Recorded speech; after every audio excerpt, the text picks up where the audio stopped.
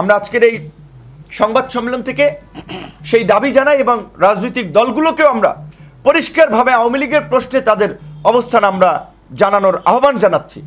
একই সাথে এই আন্দোলনকে কেন্দ্র করে ছাত্রদের যে প্ল্যাটফর্ম বৈষম্য বিরোধী আন্দোলন কিংবা তাদের জাতীয় নাগরিক কমিটি সহ সকলকে আমরা বলবো, আমরা ছাত্রদের শুনি সচিবালয়ে সচিব কিংবা বিভিন্ন তদবির নিয়োগকে কেন্দ্র করে গণ্ডগোল, হট্টগোল, হইচই, কিন্তু আমরা এখন পর্যন্ত এই নেতৃবৃন্দকেও দেখতেছি না যে গণহত্যার বিচারের দাবিতে তারা রাস্তায় ধারাবাহিকভাবে কর্মসূচি চালিয়ে যাচ্ছে।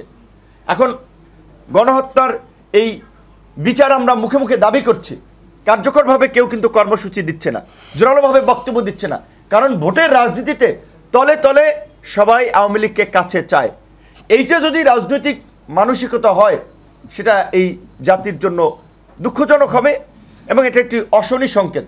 তাই আমরা পরিষ্কারভাবে যারা গণ অভ্যুত্থানের স্পিরিটের আলোকে আগামী নতুন বাংলাদেশ বিনির্মাণের কথা বলছি, এই ছাত্র জনতার ত্যাগকে ধারণ করে একটা বিশুদ্ধ রাজনীতির কথা বলছি, তাদেরকে অবশ্যই গণহত্যাকারী রাজনৈতিক দল আওয়ামী লীগের প্রশ্ন অবস্থান পরিষ্কার করতে হবে। সরকার কি ভাবছে, অমুক দল কি ভাবছে, নির্বাচন কমিশন কি ভাবছে, সেটা বিষয় না।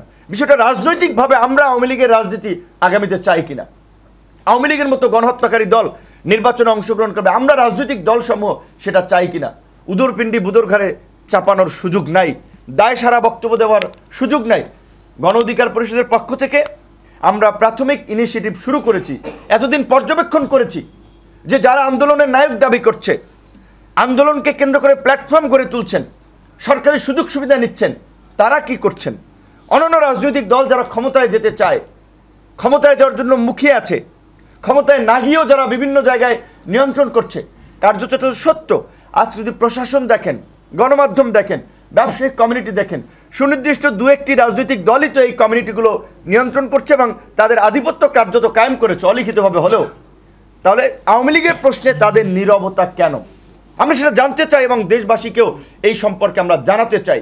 গণ অধিকার পরিষদের পক্ষ থেকে আগামী 5ই ফেব্রুয়ারি আমরা এই জেলা প্রশাসকদের মাধ্যমে প্রধান উপদেষ্টা বরাবর এই স্মারকলিপির কর্মসূচি, এরপরে ঢাকায়ও এই গণহত্যাকারীদের রাজনীতি নিষিদ্ধ এবং বিচারের দাবিতে ধারাবাহিক কর্মসূচি আগামীতে অনুষ্ঠিত হবে এবং অপরাপর রাজনৈতিক দল গণ অভ্যুত্থানকারী অংশীজনদেরকেও আমরা সেখানে সমর্থন চাই। সকলকে ধন্যবাদ এবং